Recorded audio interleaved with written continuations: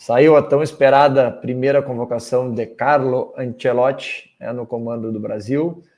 Eu não sei se vocês esperavam alguma coisa muito diferente, né, relacionada a nome do que o Dorival Júnior ou o Fernando Diniz vinham chamando. Eu não esperava, e foi isso que aconteceu. Algumas poucas mudanças, a gente vai falar aqui sobre elas, alguns retornos, né, importantes também, algumas ausências. Agora, para mim, eu gostei muito da chegada do Carlo Ancelotti, não tinha falado sobre isso ainda. Não por questões táticas, não por questões estratégicas, não por questões só de jogo, né?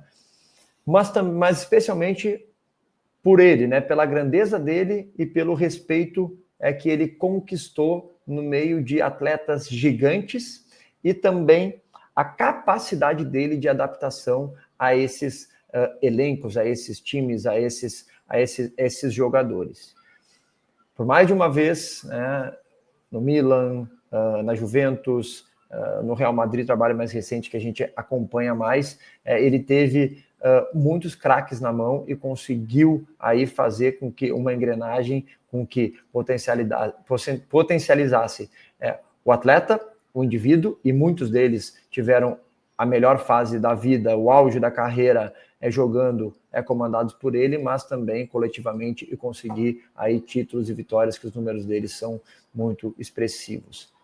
Vamos falar de Vinícius Júnior, né, que na nossa seleção não consegue performar assim como performava, né, no Real Madrid, comandado por Ancelotti, né? O que tem, como que é essa gestão desse grupo, como que ele vai fazer. Acho que isso aí que a gente tem que acompanhar, mas muito mais é o respeito e tirar os atletas que estão nos maiores clubes aí do mundo, estão nos maiores clubes do Brasil, tirar esses atletas da zona de conforto e fazer com que eles se sintam também, assim como nos seus clubes, eles se sintam responsáveis pelos resultados e pela construção de um processo. Esse é a minha análise. Tá? Eu estou muito animado para ver, eu acho que faz tempo que a gente não parava para ver uma convocação. Gostei, né, dos nomes que ele trouxe, trago aqui para a gente aqui, ó, já a convocação que a CBF já postou. Alisson, aí tem uma coisa, né, eu falo assim, ele não leva o Neymar, né, ele não leva o Ederson, por acaso, ele respeita essa fase, né, de Neymar voltando, o Ederson não tão bem, ele respeita essa fase, mas de outro lado ele traz um Casemiro, que também não vive seu auge, né, mas é um jogador que tem muito a confiança dele e que jogou muito, né, pelo Brasil. Hoje no Manchester está um pouco mais complicado, mas que vem retomando, e eu quero muito ver como que vai ser aí quando eu falo de gestão. O Casemiro vai conseguir voltar a ser o jogador que era no Real Madrid? Vai ter essa capacidade de coordenar mais uma vez o meio-campo da seleção brasileira, que assim, acho que todos os setores aí vem tendo dificuldade. Enfim, Hugo Souza, Bento e Hugo Souza. O Hugo Souza fez uma defesaça agora no final de semana. É um goleiro que falha, né, muitas vezes, mas é um goleiro que faz muitas defesas difíceis, está em franca evolução. A lateral esquerda, quem acompanhou esse último jogo do Flamengo, né, do Alexandro, contra o Palmeiras, viu o quanto ele joga, né, e o quanto é importante estar próximo aí para a gente entender isso, né? Porque às vezes de fora a gente não fala aí, a gente não consegue ver. Para mim, Léo Ortiz, o melhor zagueiro na atualidade, jogando no Brasil. Enfim, não vou nome por nome aqui, mas as maiores mudanças foram nas laterais, né? Onde ele traz o Carlos Augusto, que confesso que não gosto tanto. Volta com Wesley, com o Wanderson, que já teve chances, laterais mais de apoio. O Alexandre já falei. O Alexandre, o zagueiro também, do Lille, Beraldo, Marquinhos, Léo Ortiz e Danilo. O Alexandre, confesso que preciso acompanhar mais, vou fazer um estudo aqui, mas legal entender, né, por que essa convocação, né? Acho que seria a pergunta que eu faria ali também na coletiva de imprensa desses jogadores que não aparecem tanto. Andreas Pereira eu acho que merece bastante tempo, Bruno Guimarães, Andrei vem jogando muito, né, no Strasbourg. Casemiro já falamos, Ederson bem, Gerson para mim indiscutível.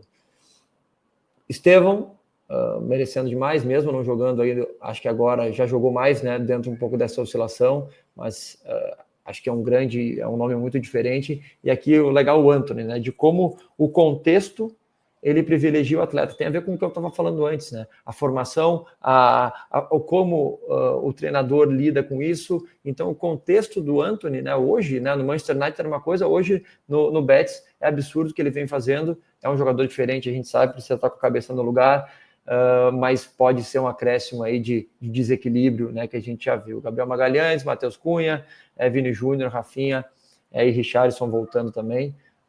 Pedro não foi, também voltando aí de lesão, sem o seu melhor ritmo.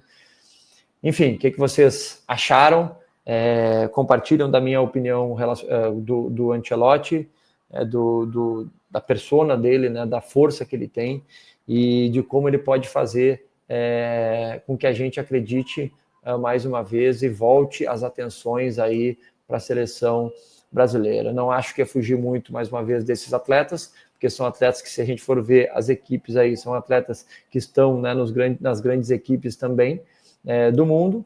Vamos comparar com a seleção da Argentina, vamos comparar com outras seleções, é muito parecido. Agora, eu acho que o importante é o trabalho que vai ser feito a partir daqui, com acompanhamento próximo, com escolhas feitas por ele, com as convicções dele, junto com todo o seu staff, né, de acompanhamento, de merecimento. Isso que eu acho que é importante, por mais que sejam jogadores já consagrados, que já têm